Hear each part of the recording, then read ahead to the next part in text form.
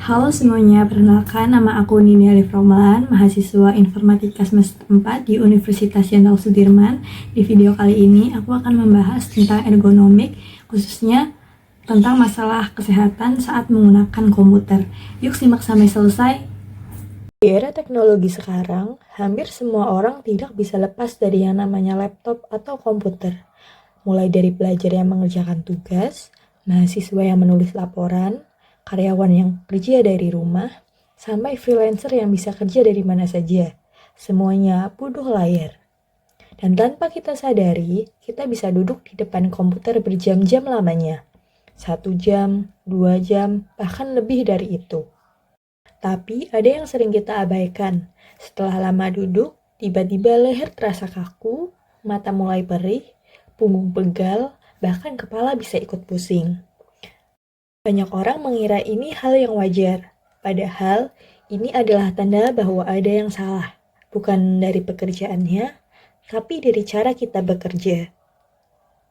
Nah, disinilah ergonomik berperan.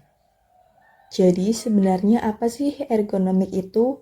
Mungkin kata ini terdengar asing atau terlalu ilmiah buat sebagian orang, tapi tenang, konsepnya sebenarnya cukup sederhana.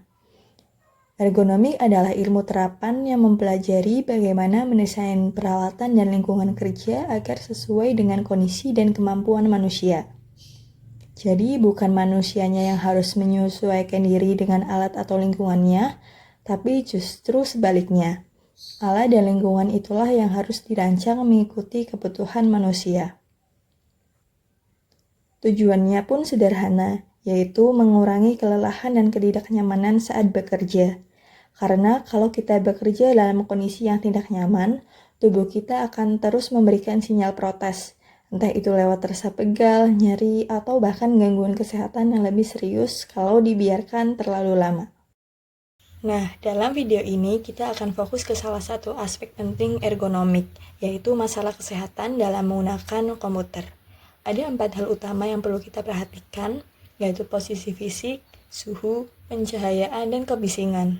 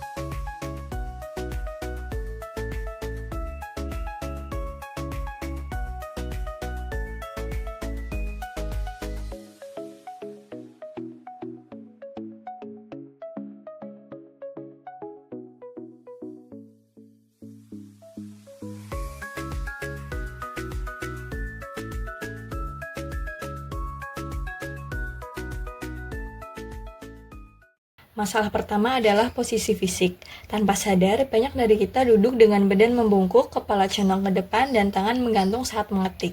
Posisi seperti ini memberikan tekanan besar pada tulang belakang dan otot leher. Seharusnya, punggung tegak tertopang sandaran, arah mata lurus dengan layar, meja rapi, dan tangan sejajar lengan bawah saat mengetik. Kebiasaan kecil ini kalau diterapkan rutin, dampaknya besar banget untuk kesehatan jangka panjang kita.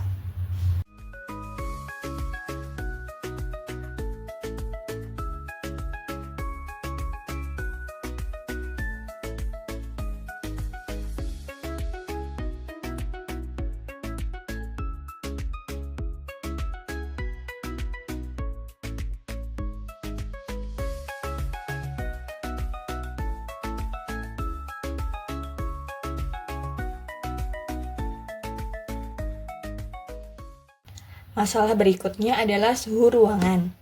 Ini sering banget disepelekan, padahal suhu yang terlalu panas saat bekerja membuat tubuh kita tidak nyaman dan konsentrasi jadi mudah buyar. Solusinya, atur termostat di suhu ideal 20-25 derajat Celcius dan pastikan sirkulasi udara ruangan berjalan dengan baik.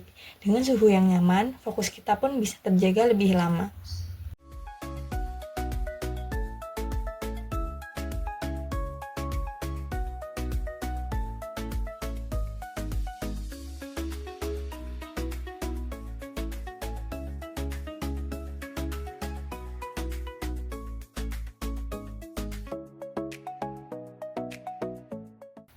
Masalah selanjutnya adalah pencahayaan.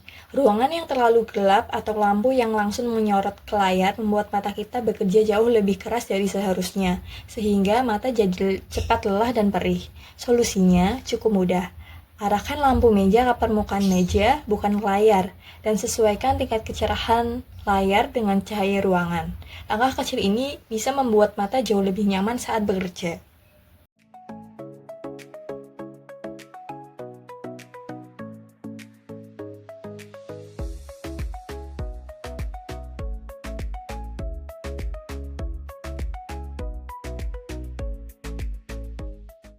Masalah terakhir adalah kebisingan. Lingkungan yang terlalu bising membuat kita susah fokus, sering terganggu, dan akhirnya tidak produktif.